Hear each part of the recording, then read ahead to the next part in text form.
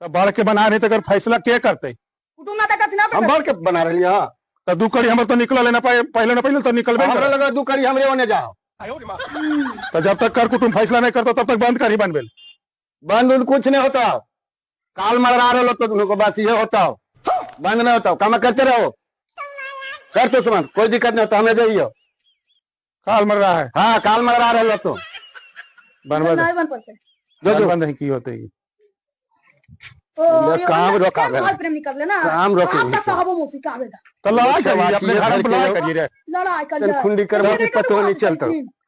यहाँ तक बनते कि यहाँ तक बने थी, थोड़ी दिन के बाद फिर यहाँ से बनावे लगथिन, फिर नहीं बोल वहां से बनावे लगथिन। आज आवेदा मौसी के। अच्छा आवेदा हमको ए पोस्ट पुटवा के लेल ही चल जा, नहीं गेलो तो एकदम अभी हम एकरा छबाक देबो जाके, चल जाओ जाके जब तो आ लियो।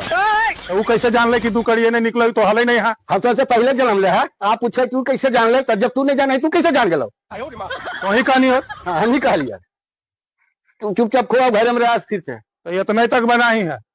पहले न कि जहां बन रहा जब तक बनता हो, तोरा जे करे खल तू ढुकर। कुटुम नाता है तो मान भी ना है। कुटुम नाता आते हमारे चीज में कुटुम नाता की करती हैं? तोरा जरा बोलबो बोला जो ठीक है बनाओ की कहिए। अब बना अभी जाके मामू को फोन करो।